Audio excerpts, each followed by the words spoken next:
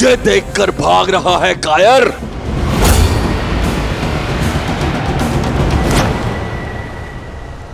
प्राण जाए फिर भी मैं आपसे युद्ध नहीं करूंगा भैया। अब प्राणों के सिवाय बचा क्या है तेरे पास कायर? अब तो राज्य भी मेरा और रूमा भी। अब मत रोकिएगा महाराज सुग्रीव।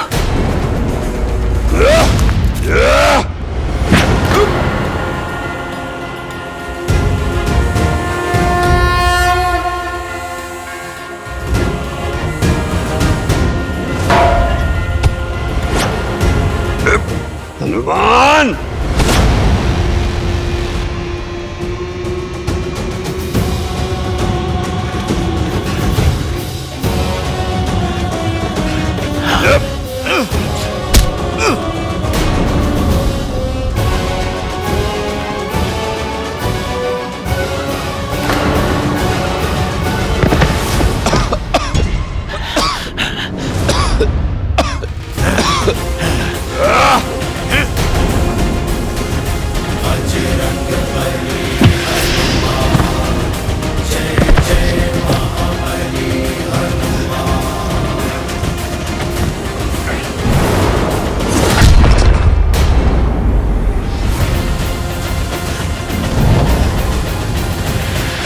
महाराज सुग्रीव, बस थोड़ा और निकट ही जाना है। आप ऋषिमुख पर्वत की सीमा तक जाओ।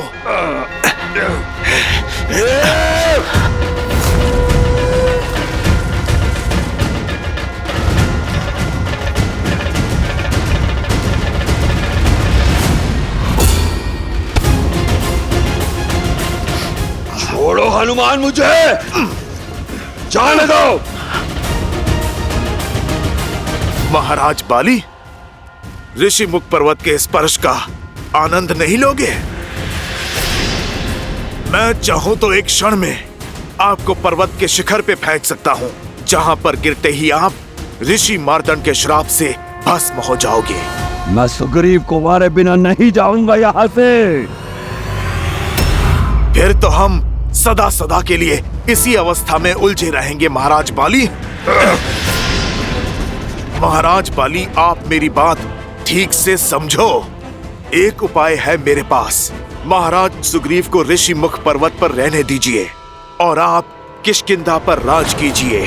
आप मुझे वचन दीजिए, जब तक वो यहाँ हैं, आप उन्हें क्षति नहीं पहुंचाएंगे, क्योंकि यहाँ आए तो सच में इस बार मैं आपको क्षमा नहीं करूंगा। नायक बनने का अवसर खोकर बहुत दुख होता है ना। आप राक्षस बन गए हो, किंतु आपको दंड मैं नहीं दूंगा। स्वयं मेरे प्रभु श्री राम देंगे। उचित है, मैं सुग्रीव के प्राण छोड़ दूंगा जब तक वो इस पर्वत पर कायरों की भांति छुपा है। मैं उसका पीछा नहीं करूंगा। अति उत्तम। तो अब आप लौट जाएं और आपको मेरी चेतावनी स्मरण रहे, आप यहां दोबारा नहीं आएंगे। परंतु मेरी भी एक चेतावनी है, सुन लो। सुग्रीव ऋषिमुख पर्वत से नीचे नहीं आना चाहिए।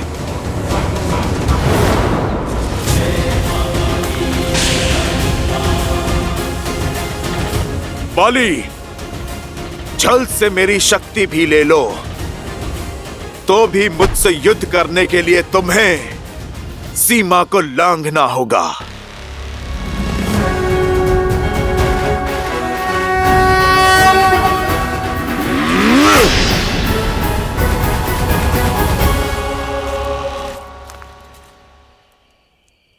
हनुमान।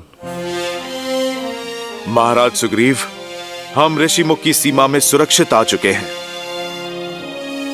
आप निश्चिंत रहिए।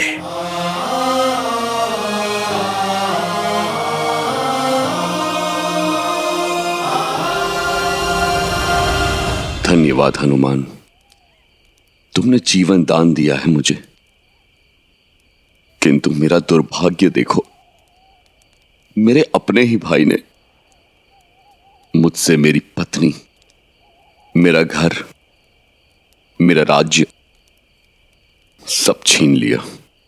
महाराज सुग्रीव, अधर्म का वृक्ष तेजी से पनपता है और उतने ही तेजी से काटा भी जाता है।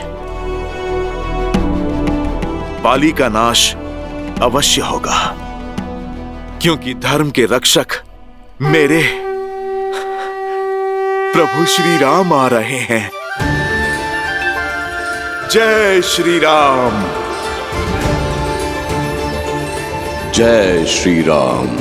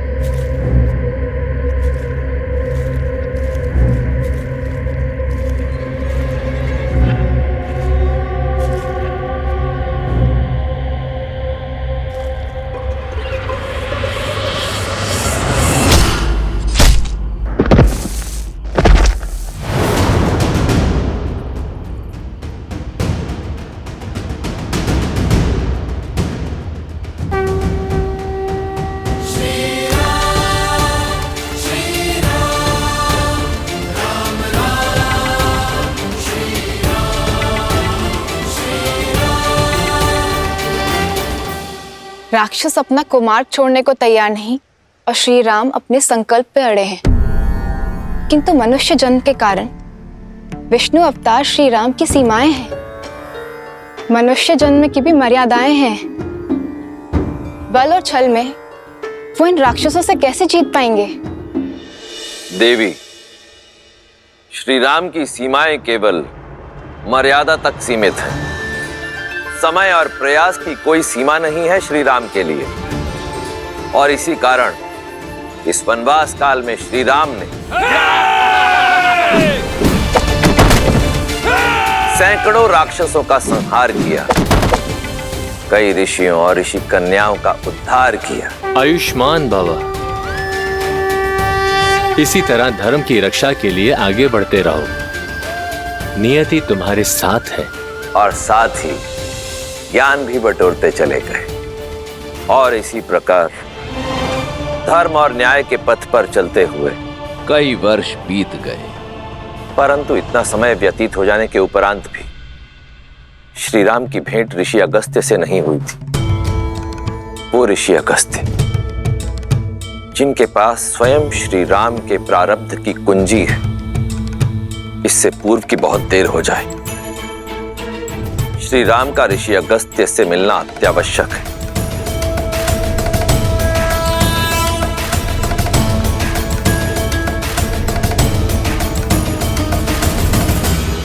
लक्ष्मण जी भैया, क्या बात है, तुम व्यथित लग रहे हो? इस वन में भटकते हुए लगभग कई वर्ष बीत गए भैया, किंतु अब तक हमें वो वृक्ष नहीं मिला है जो हमें ऋषि अगस्त्य के स्थान तक ले जा सके। कभी कभी तो लगता है कि क्या सत्य में ऐसा कोई वृक्ष है भी, या ये बस एक कथा मात्र है? मधुमक्खी नहीं जानती लक्ष्मण कि जिन पुष्पों से वो रस इकट्ठा कर रही है उसका कण भी संसार में फैला रही है। हम पथिक है लक्ष्मण, और पथिक का कर्तव्य होता है बिना कर्म फल की इच्छा की अपने कर्तव्य पथ पर चलते रहना, बिना आस लगाए निरंतर प्रयास करते रहना। और फिर क्या पता, जिसे हम निरंतर खोज रहे हैं वो हमारे नेत्रों के सामने हो, बस हम उसे देख ना पा रहे हो।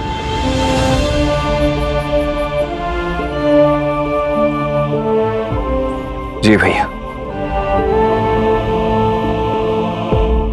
आओ सीता।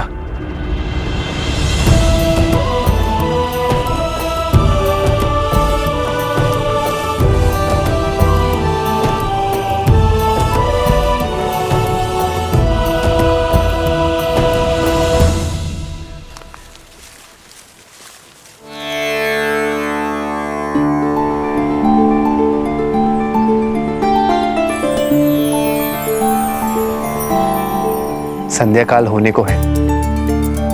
आज रात्रि हमें यही विश्राम करना चाहिए। जी भैया।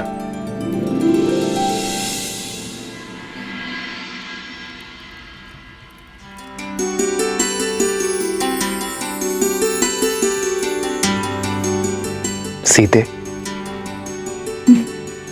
विवाह से पूर्व की रात्रि स्मरण है तुम्हें? नहीं तो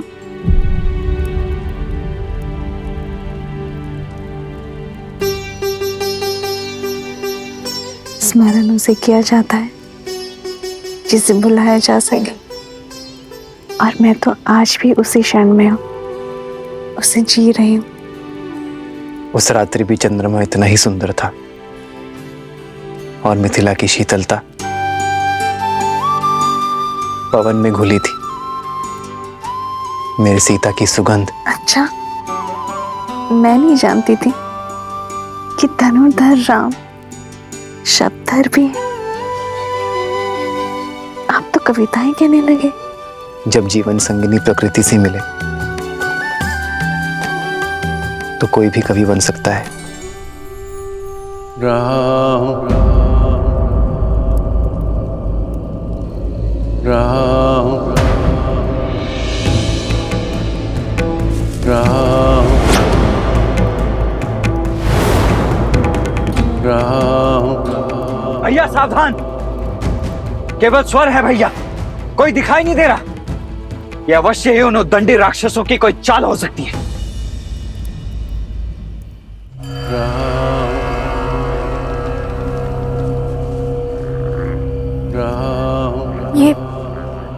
ये कैसी ध्वनि आ रहा?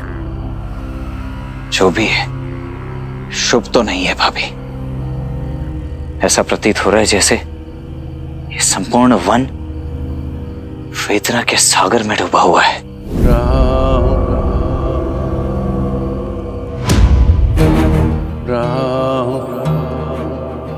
स्वर वहां से आ रही है। सावधान भैया, ये किसी असुर का छल भी हो सकता है।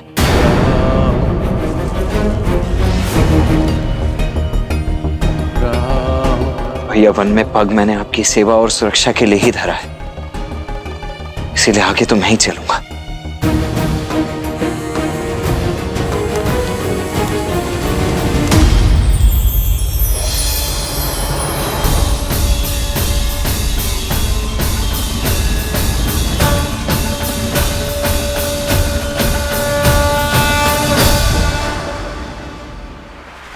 देखा भैया, मैंने कहा था ना ये एक माया जाल है। हमें यहां से चलना चाहिए भैया।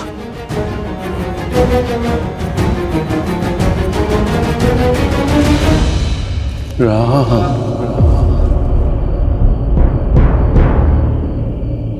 राम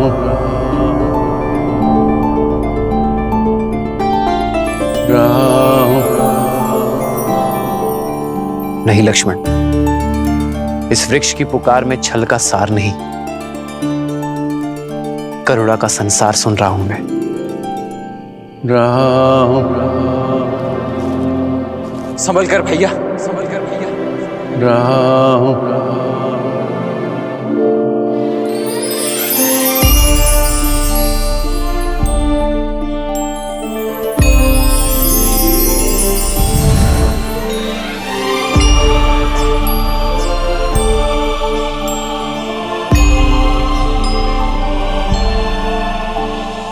भैया, लगता है हमारी खोज संपन्न हुई। अगस्त्य ऋषि का पता बताने वाला वृक्ष यही है।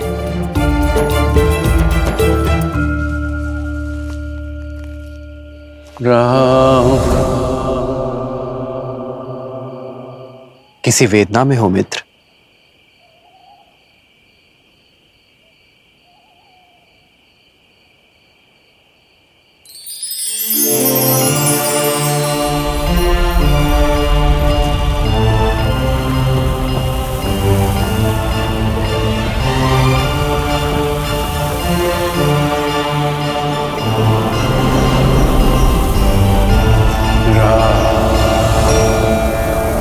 राम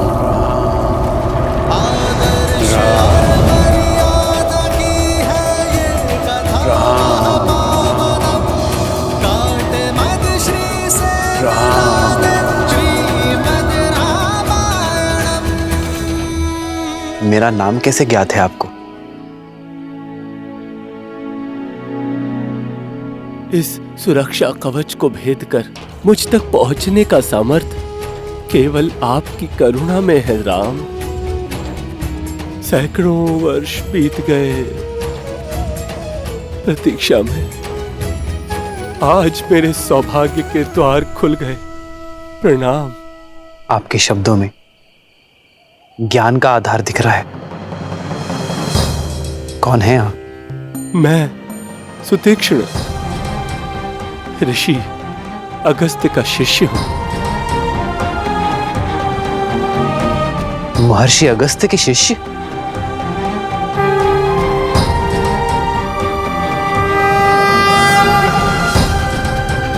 कहाँ थे आप ऋषिवर? यदि आप थोड़ा पहले मिल जाते तो आपके और हमारे कई वर्ष बच जाते। आपको ज्ञात नहीं है कि ऋषि अगस्त्य को हमने कहां कहां नहीं ढूंढा है। अब तो ऐसा प्रतीत होता है जैसे हमारा जीवन सफल हो गया। अब शीघ्रता कीजिए, बताइए कि आपके गुरुदेव ऋषि अगस्त्य हैं कहां? वर्षों में ही थक गए। ऋषि अगस्त्य और मैं तो सदा सर्वदा से श्री राम की प्रतीक्षा कर रहे हैं।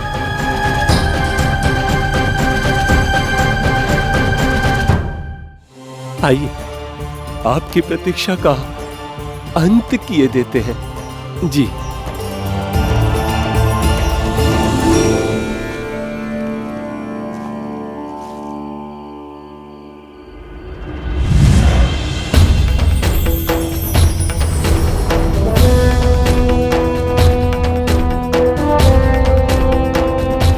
आइए राम, इस ओर राम।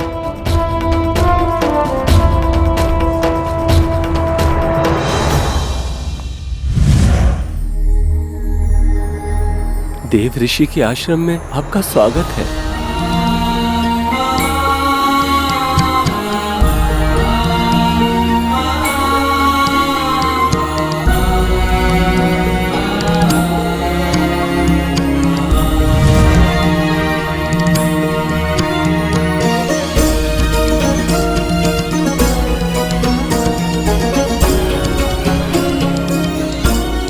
कितना सुंदर वातावरण है ना। परंतु ऋषि अगस्त्य हैं कहाँ?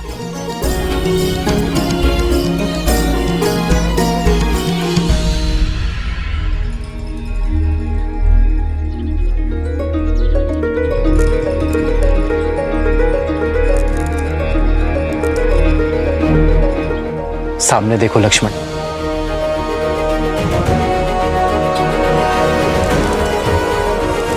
ब्रह्मदेव के मानस पुत्र, सप्तऋषियों में से एक, देवताओं की सहायता के लिए समुद्र पी जाने वाले, कावेरी नदी को धरा पर लाने वाले, महासामर्थ्य होने पर भी करुणा भाव रखने वाले महर्षि अगस्त्य।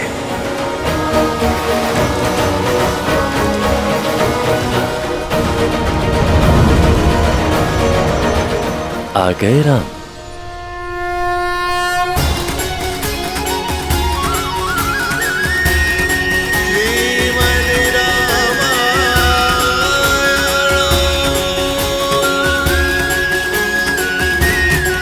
हाँ महर्षि, अंततः भाग्य सौभाग्य में बदल ही गया आपके दर्शन पाकर।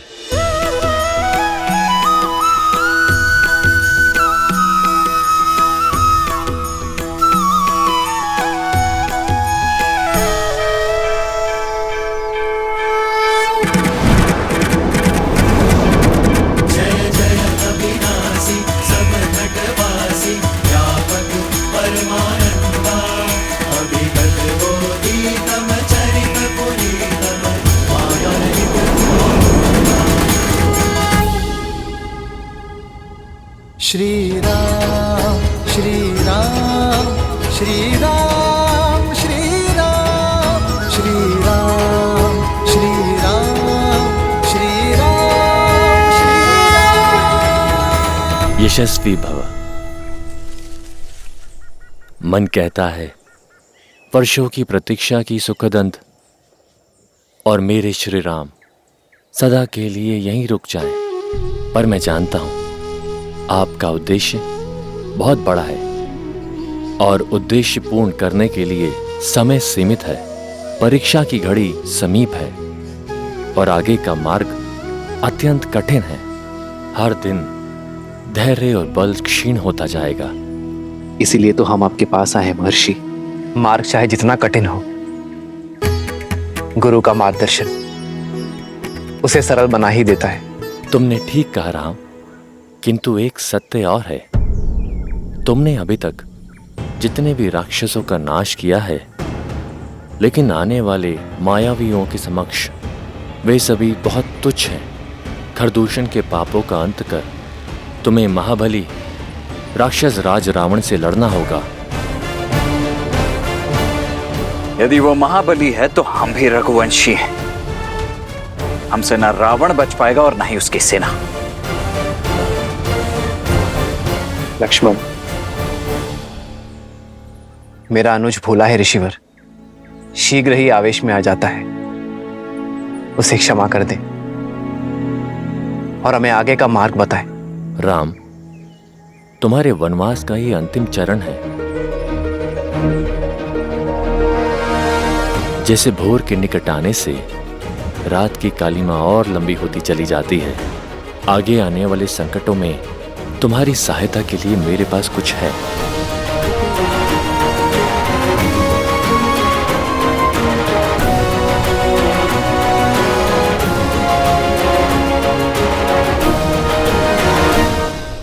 राक्षसराज! राक्षसराज! राम राम राम! महाकपाल, इतने बलशाली राक्षस होकर इतने व्यतीत राम राम राम कर रहे हो। मुख से और शब्द निकालोगे तब व्यथा समझ आएगी। वो राम दशरथ का पुत्र सहस्त्र राक्षसों का संहार करके हमारी ओर बढ़ रहा है। मर्यादा और धर्म का रक्षक राम ऋषि अगस्त से भेंट करने गया है।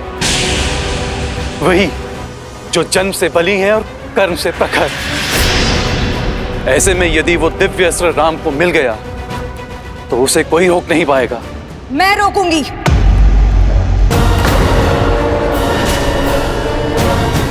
वचन निभाने का समय आ गया है। ये शूर्पणखा राम और उसके भाई का संहार कर सीता को सदा सर्वदा के लिए भैया रावण को सौंपेगी। नहीं माता, आप कहीं नहीं जाएंगे।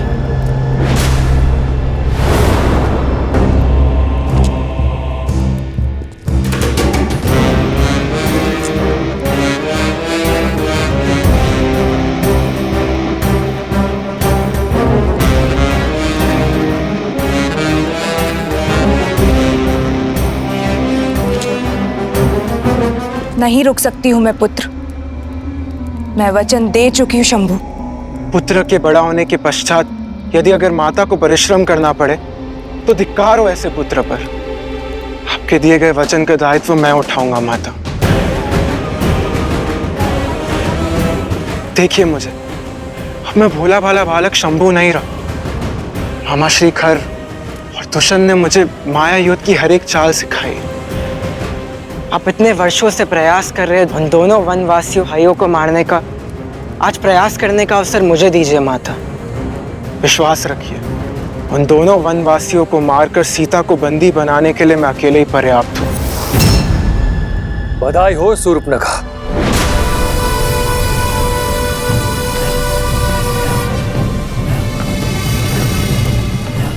तुम्हारा पुत्र अब बड़ा हो चुका है। अति उत्तम भांजे, किंतु साहस और मूर्खता में धागे भर का अंतर होता है। अपने शत्रु के बल को कम आंकना मृत्यु को निमंत्रण देने जैसा है। तो आपको लगता है मैं सज नहीं? हो शंभू, तुम सज्ज हो और खर भैया तुम्हें जाने से नहीं रोक रहे। बस महाकपाल और सेना को साथ लेकर जाओ।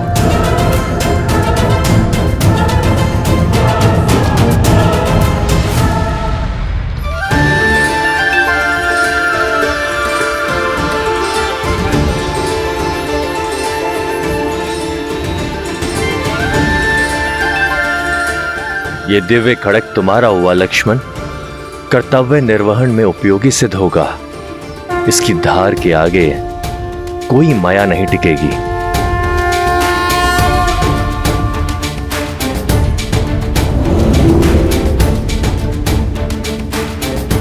ये विश्वकर्मा द्वारा निर्मित वैष्णव धनुष है।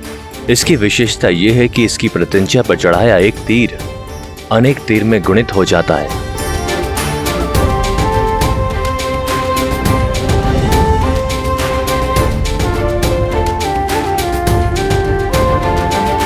ये विशेष प्रकार का तुनीर है। इसके बाण कभी समाप्त नहीं होते।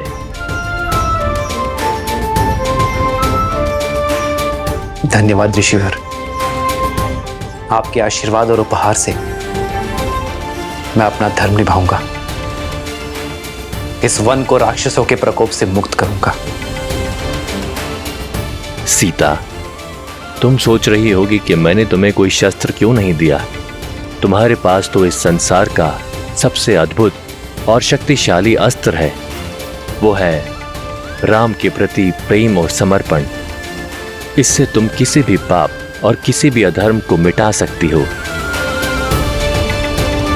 ऋषिवर, अब हमारा मार्गदर्शन कीजिए कि हमें किस मार्ग पर चलना चाहिए।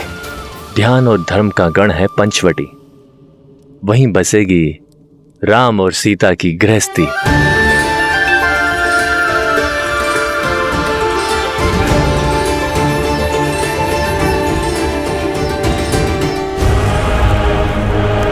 चाहो वो वनवासी मिले समाप्त करना उन्हें, हमें उन्हें अवसर नहीं। मेरी माता को फेर देनी है।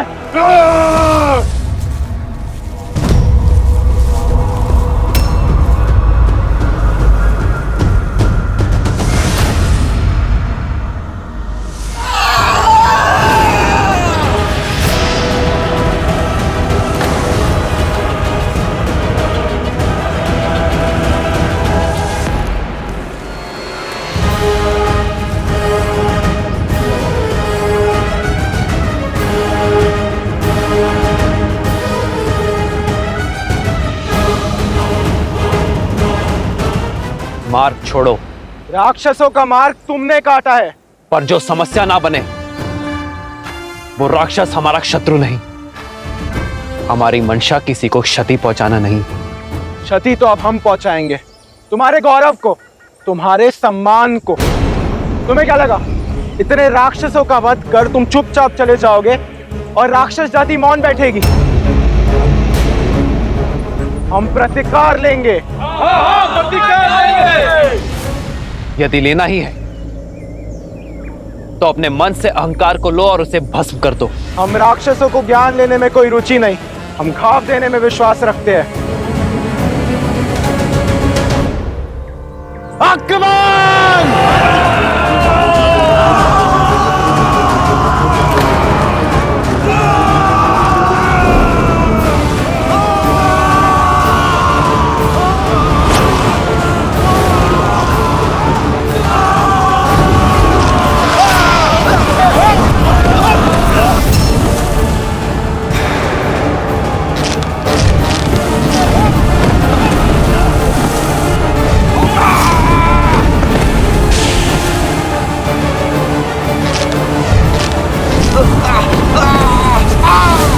ऋषि अगस्त्य की भेंट तो उनकी ही भांति अद्भुत है भैया।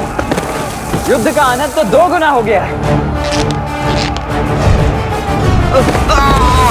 इनको बांट दो तो इनकी शक्ति बढ़ जाएगी। मैं बड़े को संभालता हूँ शंभु कुमार, आप उस छोटे को आहार बनाएं। बाकी सैनिक उस सुंदरी को घेरेंगे।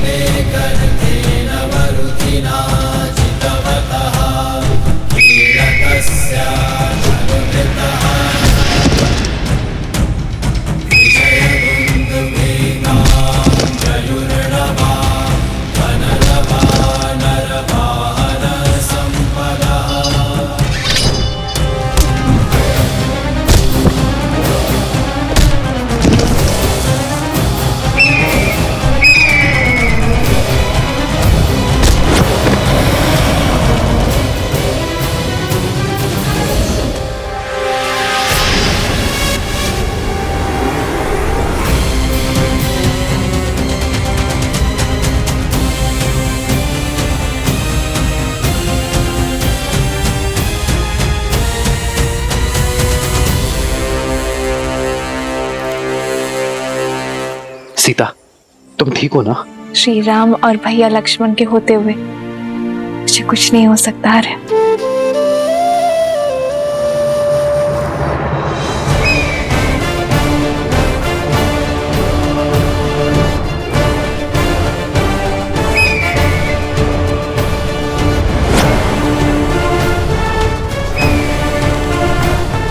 नहीं लक्ष्मण, भैया ये भी अवश्य ही कोई मायावी है, अन्यथा पक्षी इतने बड़े थोड़ी ना होते। मित्र और शत्रु के बीच भेद करना सीखो लक्ष्मण। इन्होंने सीता को बचाया है, हमारी सहायता की है। ये जो भी है शत्रु अवश्य नहीं है।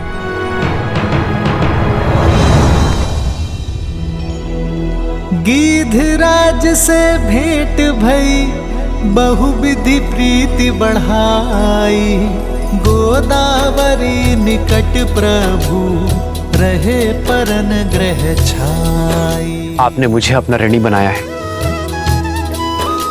उसके लिए मैं आपका आभारी हूं। कृपया अपना परिचय देने की कृपा करें ताकि मैं आपका यह ऋण स्मरण रख सकूं। मित्र के परिवार की सहायता कोई ऋण नहीं है राम। मैं पक्षीराज गरुड़ का वंशज जटायु हूं।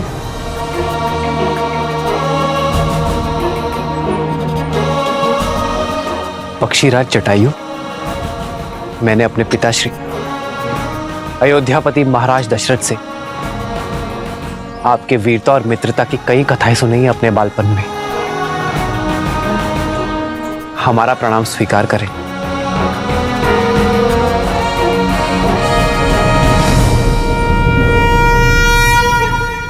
मेरे पिताश्री के मित्र मेरे भी पिता तुल्य हुए। आप हमारे लिए वंदनीय हैं पक्षीराज। ये मेरा अनुज लक्ष्मण है और ये मेरी धर्मपत्नी मिथिला की राजकुमारी सीता। कितनी सौभाग्यशालिनी हूं मैं कि मायके और ससुराल से दूर होते हुए भी पिता समान पक्षीराज के सुरक्षा में हूं मैं। मित्र दशरथ की पुत्र वधु मेरी भी वधु हुई ना पुत्री। सदा सौभाग्यवती भव। किंतु आप तीनों इन राक्षसों से भरे घने वन में वनवासी भेष में क्यों घूम रहे हैं?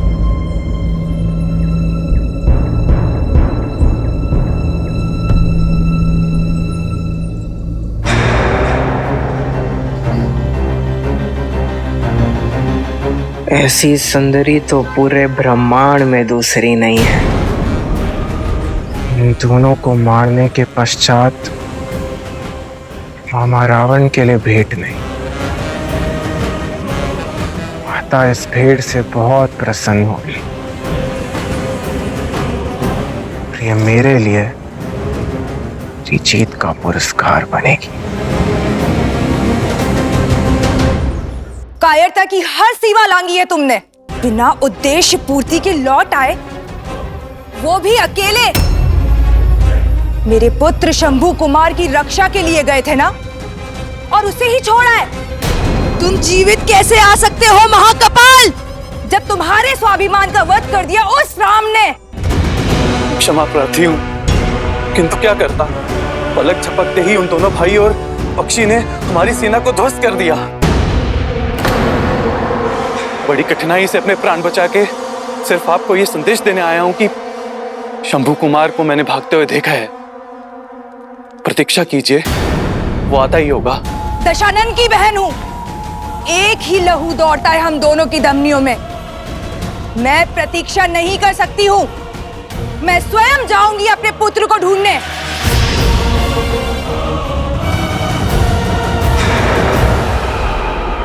महाराज दशरथ के साथ एक युग का अंत हो गया। वो केवल मेरे परम मित्र ही नहीं थे, किंतु एक धर्मनिरपेक्ष राजा, एक न्यायोचित सम्राट भी थे। एक महान योद्धा खोया है संसार ने देवासुर संग्राम में। अन्याय के विरुद्ध लड़ने का निर्णय लेने में एक क्षण नहीं लगाया उन्होंने। मुझे गर्व है राम, यहाँ दोनों भाई उन्हीं के पथ पर चल रहे हैं।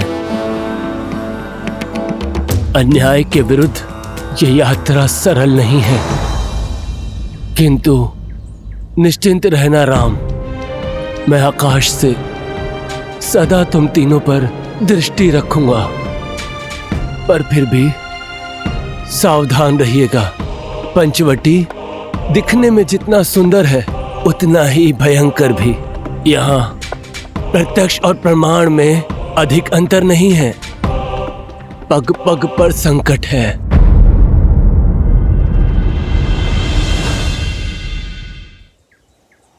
धन्यवाद पक्षीराज, आपकी चेतावनी मैं स्मरण रखूंगा।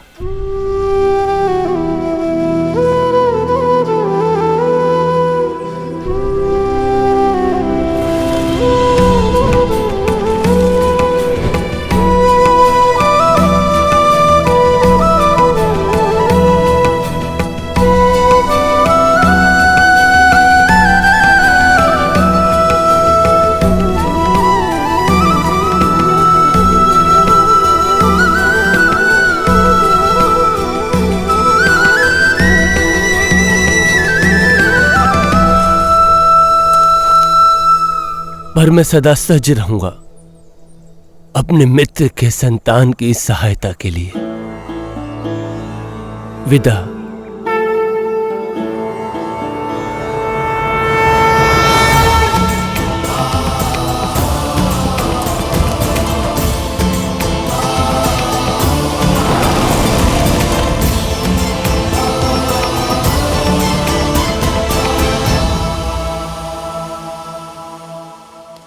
शंभू,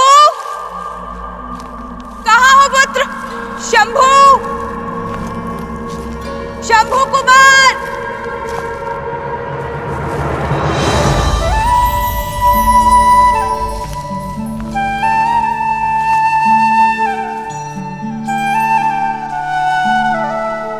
ये स्थान हमारे निवास के लिए उचित रहेगा। ये पथरीला पर्वत हमारी रक्षा करेगा। जैसी आपकी इच्छा भैया। मैं अभी यहाँ कुटिया बनाने की सारी तैयारियां आरंभ करता हूँ।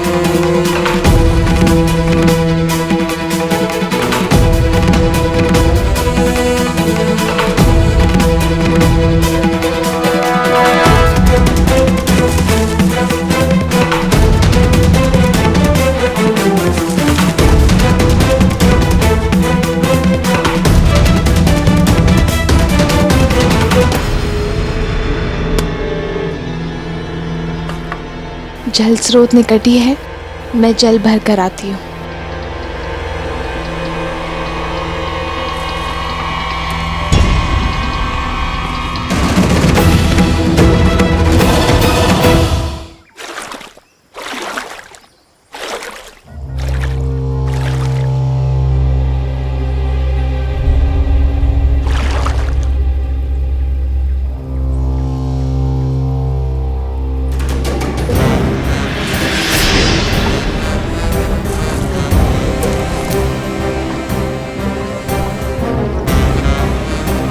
भाभी माँ,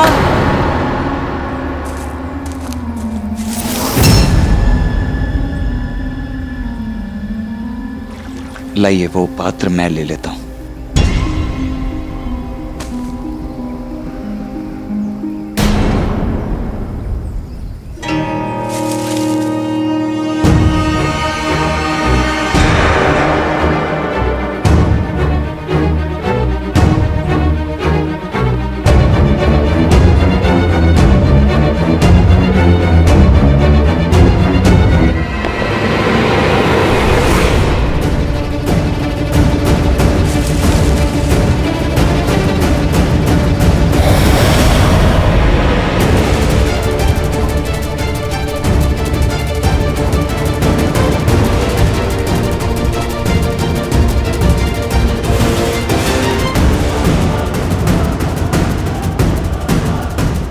क्या देख रहे हो लक्ष्मण भैया?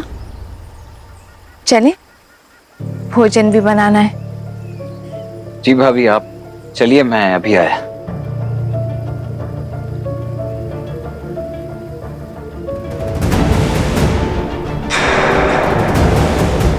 पहले तो ये वृक्ष यहां नहीं था, अचानक यहां कैसे आया?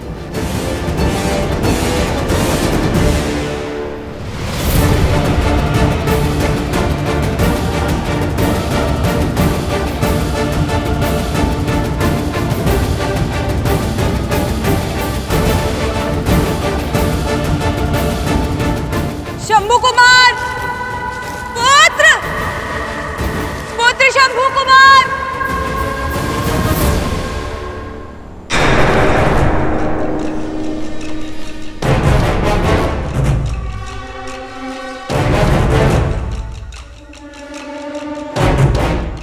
ये कैसा पेड़ है जिसकी जड़ें भूमि में नहीं है?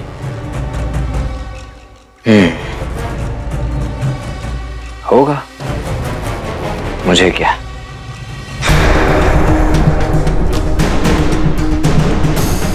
पुत्र शंभू कुमार, कहाँ हो पुत्र?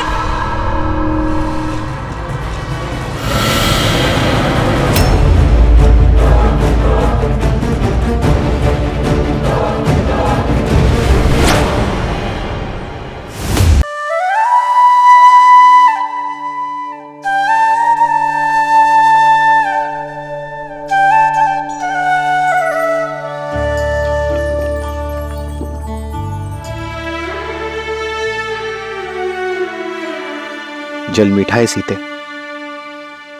और आपकी आंखों में ये जो जल है वो संसार से अपना मन छुपा सकते हैं, पर अपनी सीता से नहीं यार। पिताश्री का स्मरण हो रहा है ना, पक्षीराज जटायु को गले लगाकर आपको पिताश्री के ना होने का दुख बीत गया ना। कभी कभी तो लगता है कि तुम ही मेरा मन हो सीते।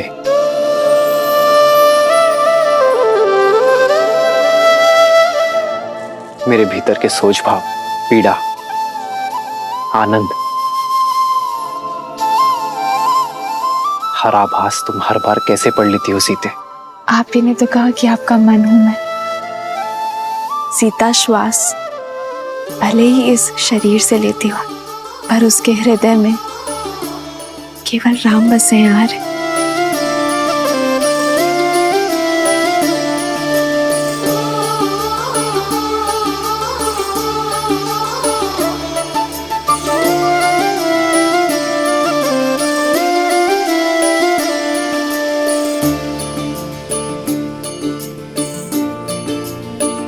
तभी तो इस निर्जन वन में इतने वर्ष तुम्हारे साथ कैसे बीत गए सीता, मुझे ज्ञात ही नहीं चला।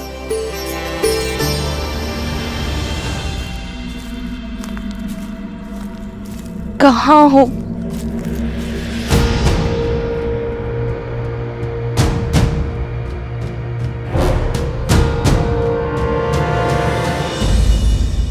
कभी कभी तो ये वनवास वरदान लगता है आर्य। अयोध्या में होते तो राजकाज में आपको कहाँ समय मिलता कि आप अपने सीता के बिखरे केश संभाल सके।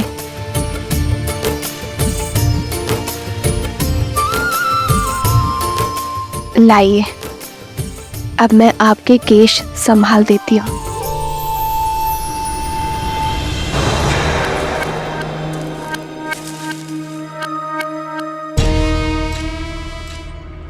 संभाला तो है तुमने मुझे सीते, मेरे संकल्प को संभाला है। इस धर्म यात्रा की रथ हो तुम।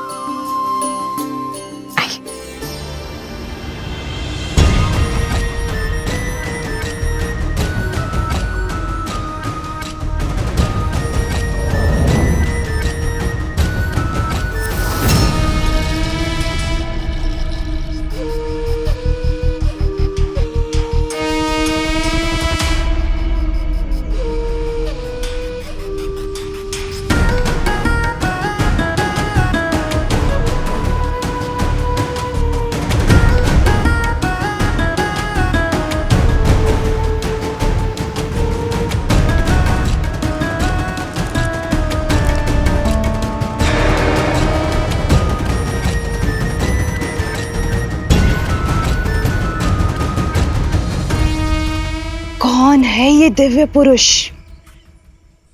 जिसने शूर्पणखा का मन मोह लिया? इतना सुंदर मन भावन पुरुष अवश्य यही राम है, और ये सीता। जिस आशा से भैया ने मुझे दंडक में भेजा था, आज वो पूरी होती दिखाई दे रही है।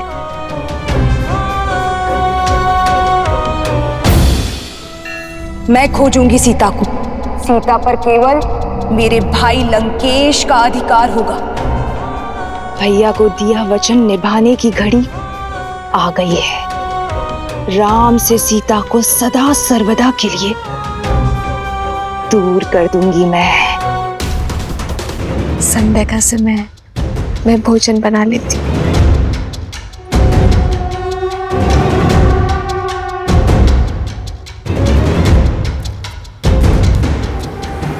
अंततः मेरे योग्य वर की खोज समाप्त हुई। एक ही तीर से 2 लक्ष्य साधूंगी मैं। भैया रावण को सीता मिलेगी और मुझे ये मन भावन राम।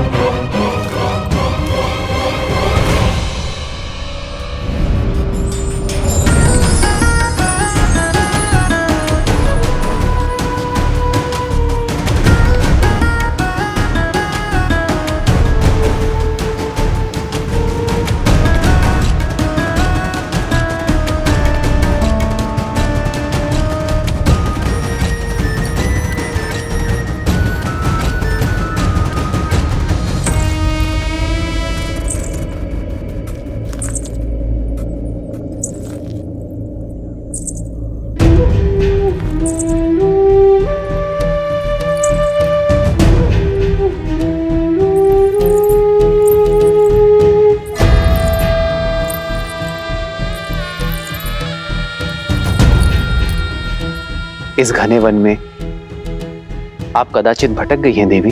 भटक तो मैं अब तक रही थी, किंतु अब मुझे मेरा लक्ष्य प्राप्त हो गया है। तुम्हारे शौर्य की न जाने कितनी कथाएं सुनी है मैंने राम, किंतु सोचा कि कथाएं हैं, परंतु आज तुम्हें साक्षात देखकर तुम्हारी दिव्यता का आभास हुआ है। तुम्हारा ये यौवन, तुम्हारे मुख पर ये सूर्य सा तेज और तुम्हारी ये बलिष्ठ भुजाएं और ये निश्चल हंसी किसी का भी मन मोह सकती है राम। बिना मोल तुमने मुझे खरीद लिया है राम। अपना परिचय दे देवी और यहाँ आने का प्रयोजन बताए।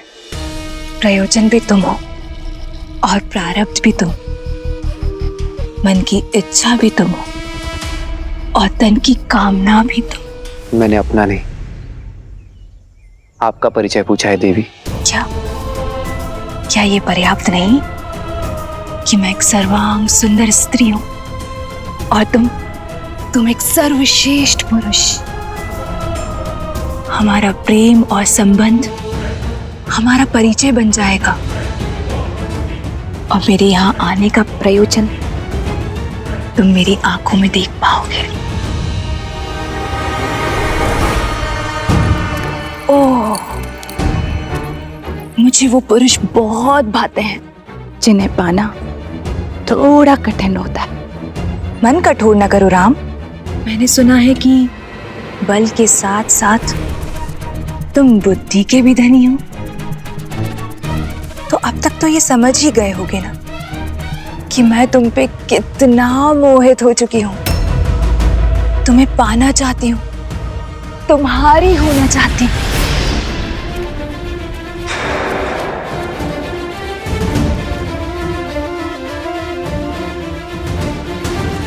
मैं आपके प्रेम का अनादर नहीं करना चाहता,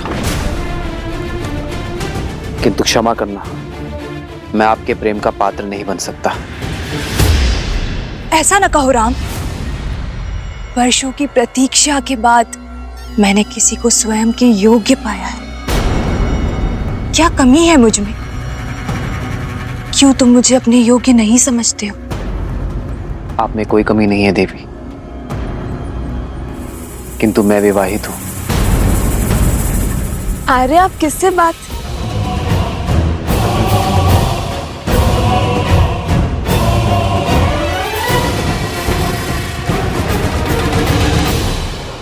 आओ सीता, इनसे मिलिए देवी। यह है मेरी धर्म पत्नी जनक नंदिनी सीता। मुझे तुम्हारी धर्म पत्नी से कोई समस्या नहीं है राम, क्योंकि राजाओं और राजकुमारों का धर्म उन्हें कई पत्नियां रखने की अनुमति देता है। मैं कोई राजा नहीं हूं देवी, एक साधारण सा वनवासी हूं। उससे विवाह करके तुम साधारण नहीं रहोगे राम, क्योंकि मैं 10 लोकों के स्वामी लंकापति दशानन रावण की प्रिय बहन शूर्पणखा हूं।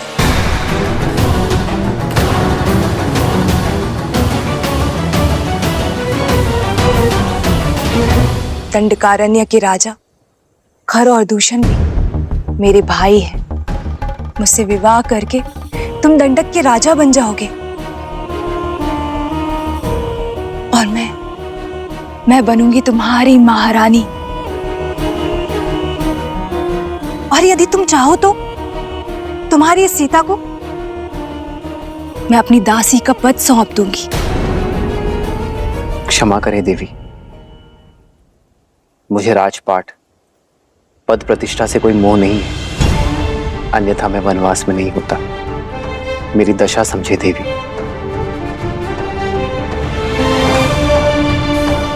मैं एक पत्नी धर्म का प्रण ले चुका हूं। मेरी धर्म और मर्यादा का सम्मान करें।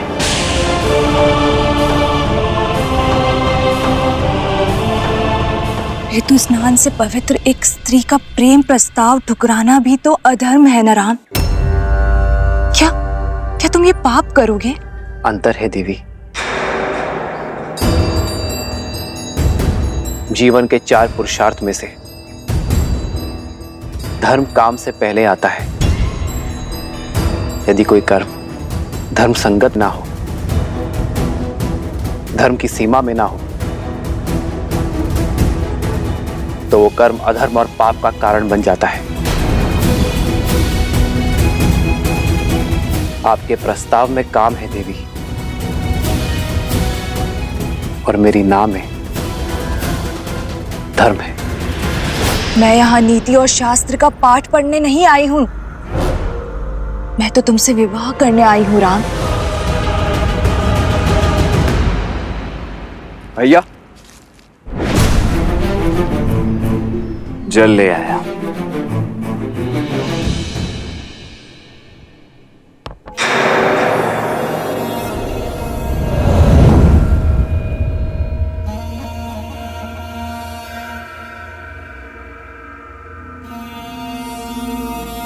ये युवक कौन है? ये मेरा अनुज लक्ष्मण है। देखने में तो ये भी मनमोहक, और साथ में कोई भी स्त्री नहीं। इसे विवाह प्रस्ताव दे सकती हूँ ना? आप एक स्वतंत्र नारी हैं देवी, और लक्ष्मण एक स्वतंत्र पुरुष। प्रस्ताव देना आपकी इच्छा है, और उसे स्वीकार करना ना करना लक्ष्मण की।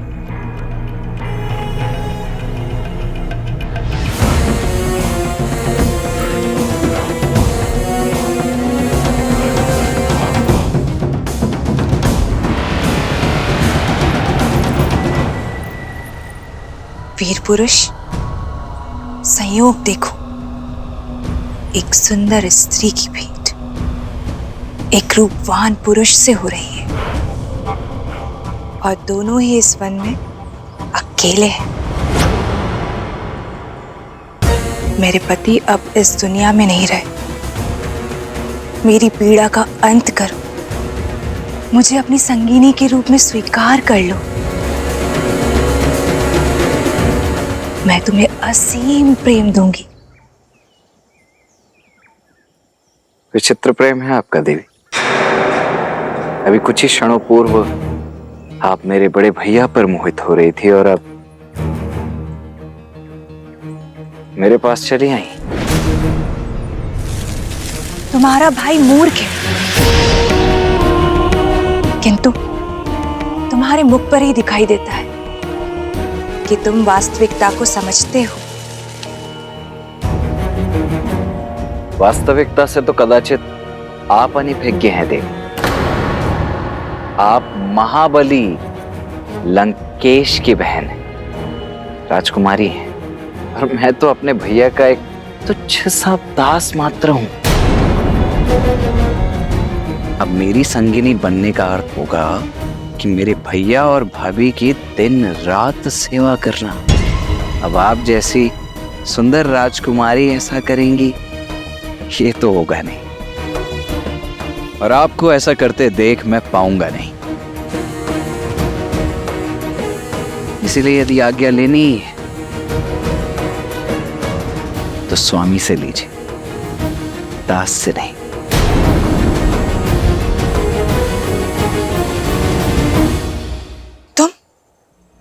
तुम दोनों भाई खेल खेल रहे हो ना मेरी भावनाओं के साथ। क्यों राम, क्यों? भावनाएं आपकी अनुचित है देवी, और प्रस्ताव अनैतिक है। जब आपके पति संसार में थे तब कोई पर पुरुष आकर आपको आपकी इच्छा के विरुद्ध विवाह के लिए विवश करता, तो क्या आपकी दृष्टि में वो धर्म होता देवी? यही स्थिति मुझ पर लागू होती है। और संबंध प्रेम और समर्पण से बनता है देवी, कामना और छीनने के प्रयास से नहीं। आपके लिए यही श्रेष्ठ होगा कि आप किसी ऐसे व्यक्ति को खोजें जो आपसे प्रेम करे। वही आपको संतोष दे पाएगा देवी। मैं अपनी सीता से अत्यंत प्रसन्न हूं। मैं अपनी सीता के अतिरिक्त किसी और से प्रेम कर ही नहीं सकता देवी। इस सीता के कारण ही तुम मुझे त्याग रहे हो राम। क्या है इसमें? एक साधारण सी स्त्री जो कल वृद्ध हो जाएगी, उसका रूप और यौवन सब कुछ खो देगी, किंतु मैं माया की स्वामिनी हूं। मेरा शरीर सदा रूपवान और यौवन से भरा हुआ रहेगा। प्रेम का शरीर और यौवन से कोई संबंध ही नहीं है देवी। प्रेम तो आत्मा से होता है, जो मेरी आत्मा को सीता से। अब समझी समस्या की जड़ ये सीता ही है ना। इसके कारण ही मेरा प्रस्ताव ठुकरा रहे हो ना तुम। मेरा रूप, मेरा यौवन, सब कुछ तुम्हारे लिए व्यर्थ है। इस सीता के कारण ही पहली बार ऐसा हो रहा है कि लंकेश की बहन को वो नहीं मिला जो वो चाहती। तो मैं अब इस समस्या का अंत किए देती हूँ। अपनी पत्नी के प्रेम और पत्नी प्रण की बेड़ी से बंधे हुए हो ना, आज मैं उसको ही खत्म कर देती हूँ। और जब पत्नी ही नहीं रहेगी तो कोई प्रेम, कोई प्रण तुम्हें मेरा होने से नहीं रोक पाएगा।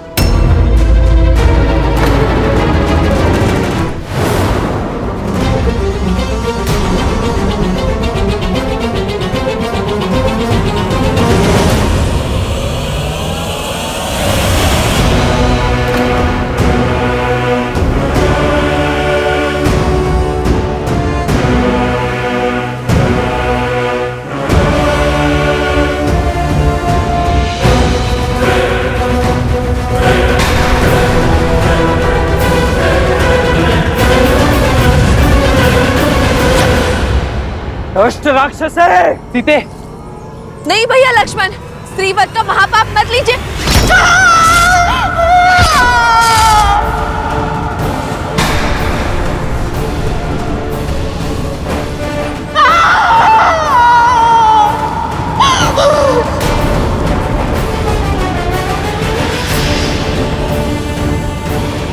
जिस रूप और सौंदर्य के अहंकार में चूर होकर इतने बड़े पाप का दुस्साहस करने जा रही थी, वही अब तुम्हारे जीवन भर का अभिशाप बनेगा।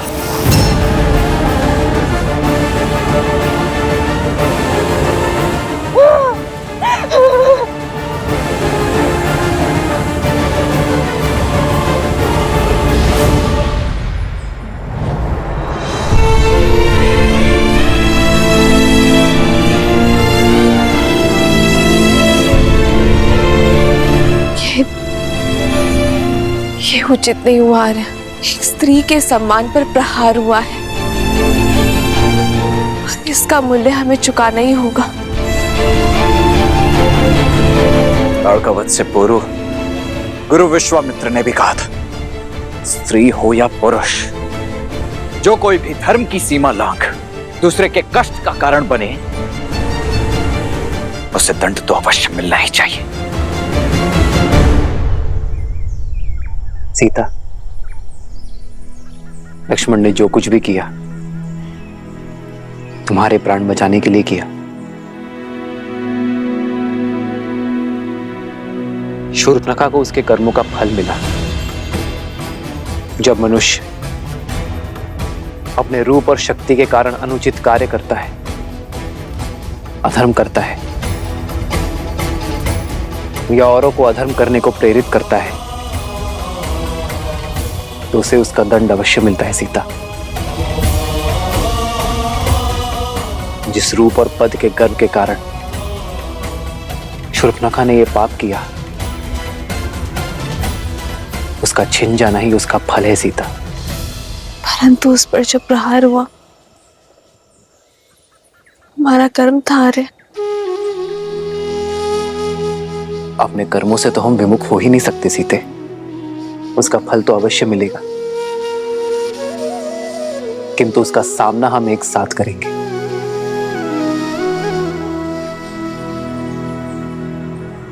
रावण की बहन पर प्रहार हुआ है आर्य। अब तो संपूर्ण राक्षस कुल हमसे प्रतिशोध लेने निकलेगा। जिस प्रकार जीवन की हर परिस्थिति का हमने साथ मिलकर सामना किया है, इसका भी करेंगे सीता, क्योंकि संकट से भयभीत होकर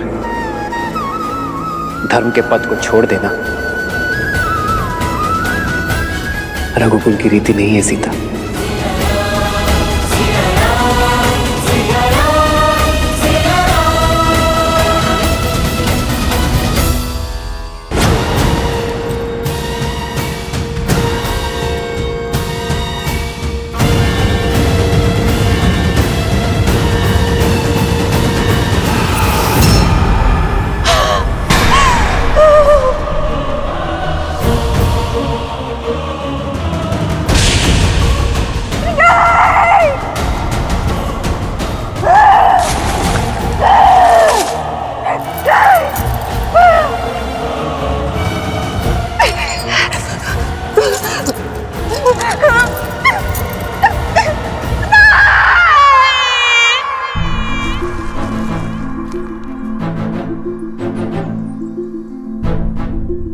राक्षस प्रजाति हमसे प्रतिशोध लेने अवश्य आएगी लक्ष्मण। हमें शीघ्र अतिशीघ्र यहाँ एक गुफा का निर्माण करना होगा, ताकि मैं पंचवटी में इनका सामना कर सकूं और सीता यहाँ सुरक्षित रहे। आप क्यों भैया? रक्षक का धर्म तो मेरा है, इसीलिए इन राक्षसों का सामना भी मैं ही करूंगा। आप यहाँ भाभी माँ के साथ रहिए। तुम्हारे सामर्थ्य पर तनिक भी संदेह नहीं है मुझे लक्ष्मण, तभी तो संसार में सबसे अमूल्य, सबसे महत्वपूर्ण सीता की सुरक्षा का दायित्व मैंने तुम्हें सौंपा है।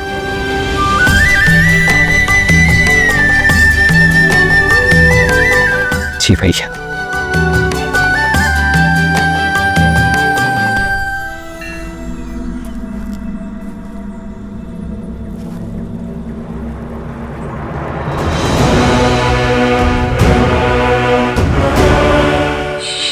शंभू,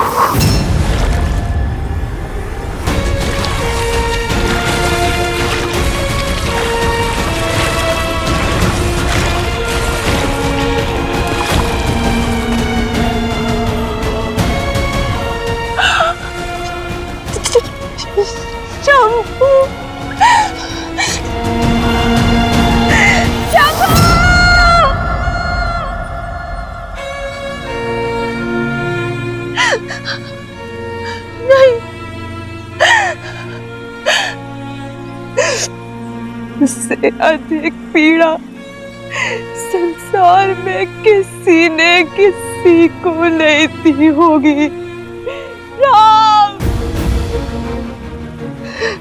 जो तुमने और तुम्हारे भाई ने मुझे दी है उस जनक नंदिनी सीता के कारण।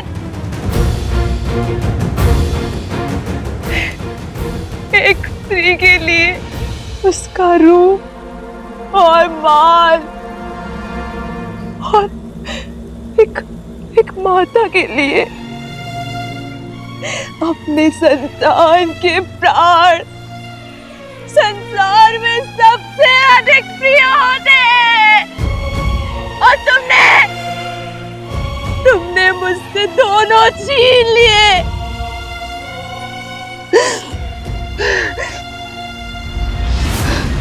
नहीं छोड़ूंगी, नहीं छोड़ूंगी। राम, सीता, लक्ष्मण,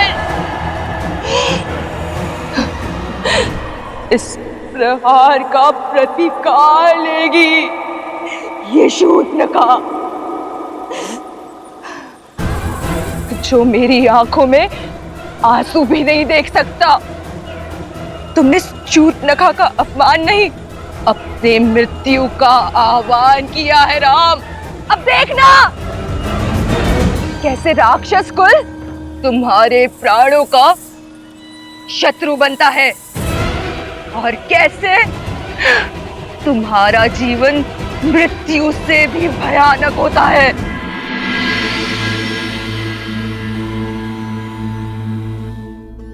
ये कैसा विरोधाभास है महादेव? एक और श्री राम शापित अहिल्या का उद्धार करते हैं, राक्षसी ताड़का को मां कहकर पुकारते हैं, और वहीं दूसरी ओर शूर्पणखा के साथ इस घटना का समर्थन भी करते हैं। उसे क्षमा क्यों नहीं किया दीन दयालु श्री राम ने? क्योंकि कुछ अपराध ऐसे होते हैं देवी जिनके लिए क्षमा नहीं, सीख देना आवश्यक होता है। आपको धूम्रलोचन तो स्मरण होगा, वो असुर जिसने स्वयं आपके समक्ष भी ऐसा ही कुप्रस्ताव रखा था। आपने उसे एक फूंक मारकर भस्म कर दिया था। रक्त बीज जिसके रक्त की एक बूंद भी आपसे छूटने ना पाई थी, क्योंकि प्रहार तब भी एक स्त्री के सम्मान पर हुआ था,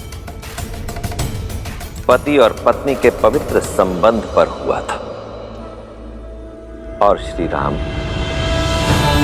वो तो संसार को आदर्श और मर्यादित जीवन की विधि सिखाने के लिए ही आए हैं।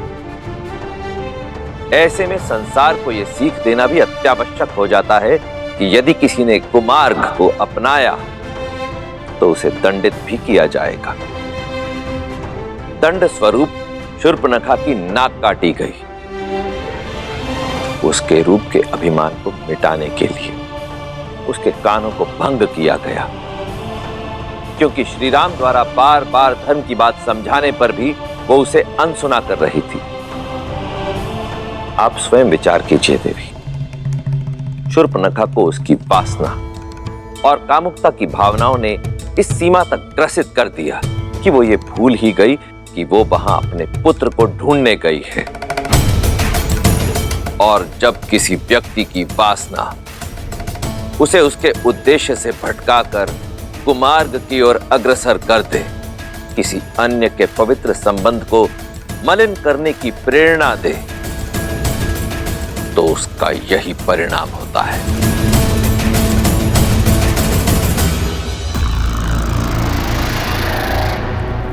भैया!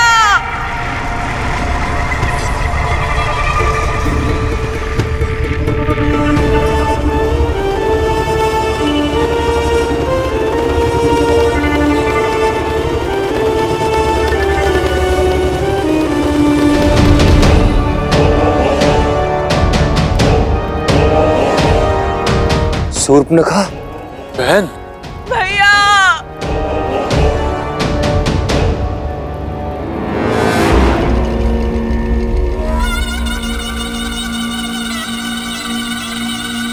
बहन, ये कैसे? किसने किया ये दुस्साहस? भैया, लक्ष्मण ने, राम के भाई लक्ष्मण ने किया ये। मुझसे मेरा रूप, मेरा घर सब छीन लिया। भैया, रक्षवंश का सम्मान ही नहीं,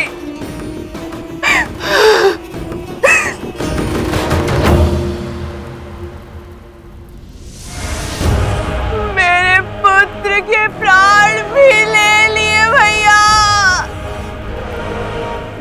शंभू,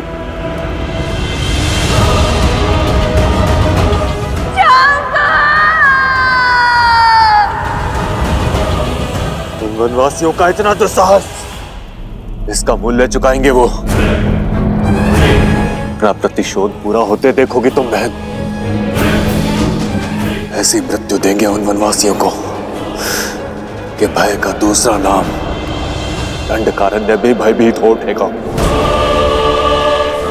उचित कहा दूषण, किंतु उससे पूर्व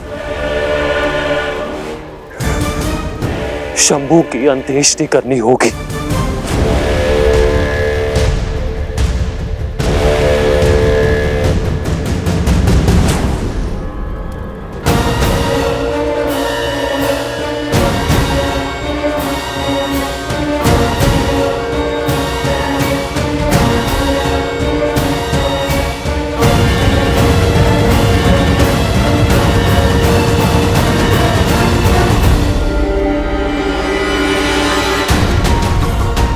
दूषण, अभी के अभी इसी क्षण हमारी पूरी सेना को सज्ज करो। पूरे 14,000 राक्षस सैनिकों के साथ पंचवटी की ओर कूच करेंगे। बहन के अपमान की अग्नि अब शत्रु के रक्त से बुझेगी। किंतु भैया, न राम साधारण है और ना ही उसके अस्त्र। भला हमारे रक्ष सैनिक उन शत्रुओं के सामने कैसे टिक पाएंगे भैया? यदि उनके पास दिव्य अस्त्र है तो हमारे पास भी 6 अति बलशाली वीर राक्षस सेनापति हैं। दूषण और महाकपाला के साथ 4 और शूरवीर, जिनमें बल और बुद्धि दोनों का अद्भुत संगम है।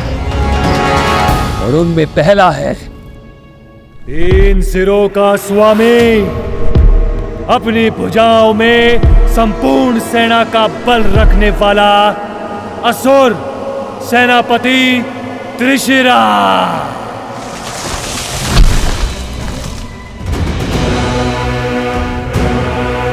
दूसरा, छल, बल और युद्ध कौशल का धनी, निपुण, निर्भीक, महापराक्रमी रामदेव।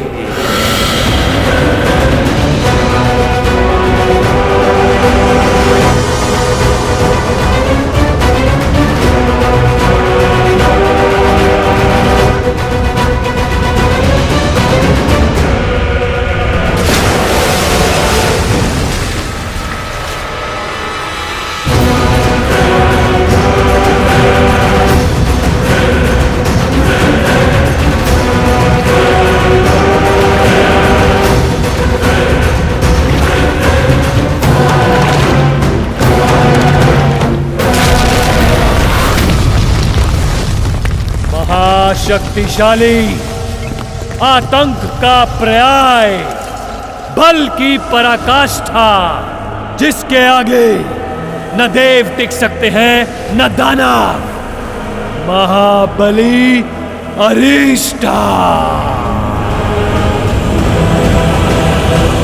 और सबसे शक्तिशाली अस्त्र, कुटिलता में पारंगत, दया से दूर, बल से भरपूर, अनेकों बार इस धरा को संतों के रक्त से रंगने वाला, परम प्रतापी सुलक्षा,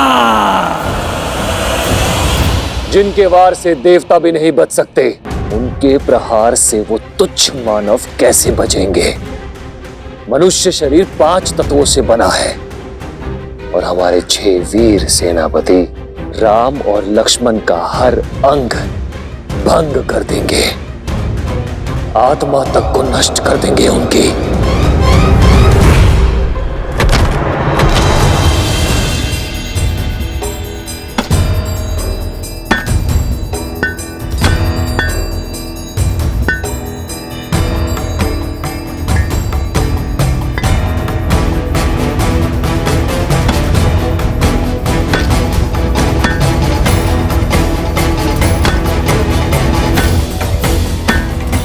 बस कीजिए भैया,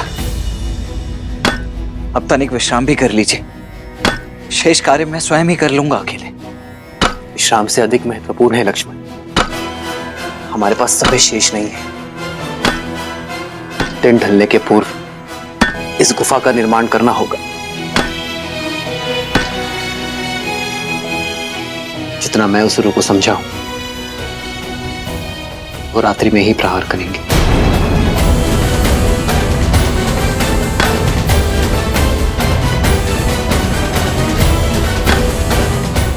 जो आ गया भैया।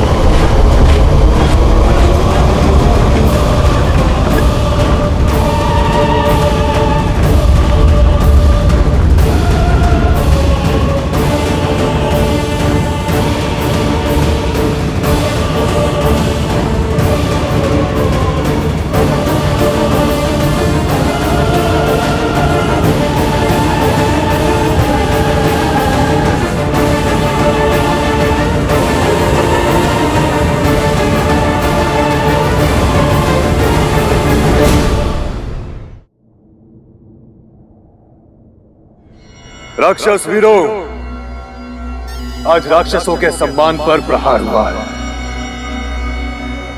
2 तुच्छ वनवासियों ने हमारे बल को ललकारा है, हमारे शौर्य को चुनौती दी है।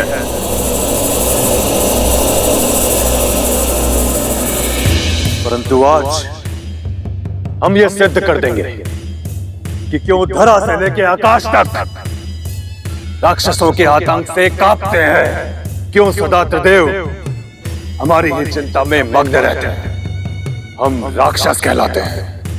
राक्षस, राक्षस।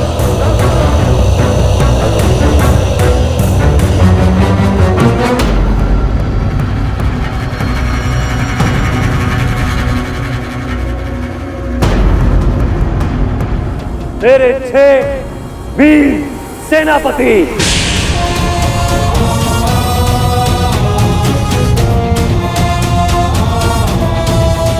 अपनी अपनी सैन्य टुकड़ी के साथ आज रात यहां से प्रस्थान करेंगे। हम राम और लक्ष्मण का संहार कर वापस लौटेंगे।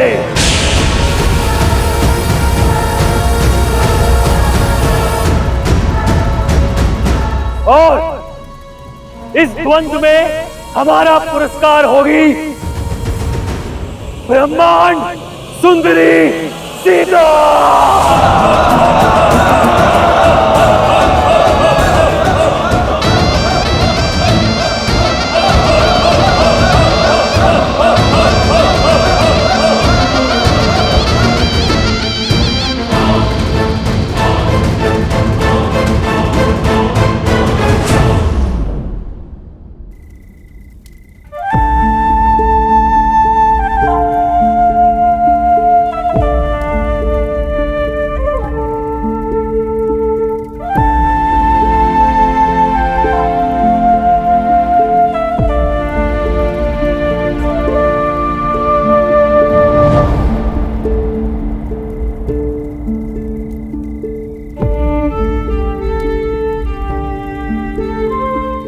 रात्रि होने को है सीते। तुम लक्ष्मण द्वारा सुरक्षित इस गुफा में ही रहना। मैं पंचवटी में आने वाले संकट की राह देखूंगा। ये सब मेरे कारण हो रहा है ना आर्य? हाँ, संसार के दुष्टों के संहार का कारण हो तुम सीता। और ये गर्व की बात है।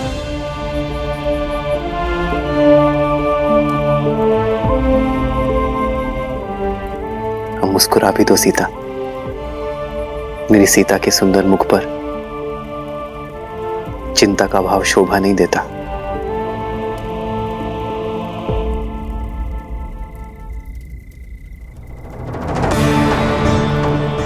जानती हूँ विजय धर्म की ही होगी, मेरे श्री राम की ही होगी। भाभी माँ की आप तनिक भी चिंता मत कीजिए भैया। मैं उनकी रक्षा उसी प्रकार करूंगा जिस प्रकार पलकें आंखों की करती है। जानता हूं लक्ष्मण, तभी तो अपनी प्राण प्रिय सीता की सुरक्षा का उत्तरदायित्व मैं अपने वीर भाई के कंधे पर सौंप कर जा रहा हूं।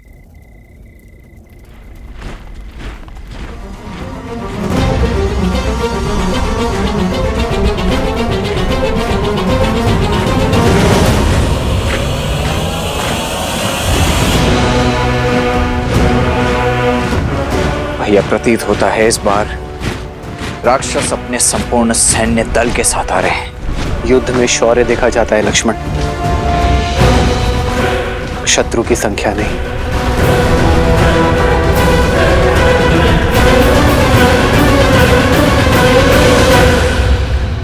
आर्य,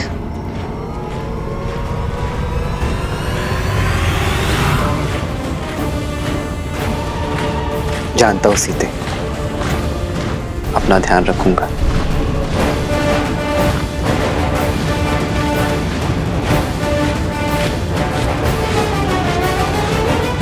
लक्ष्मण,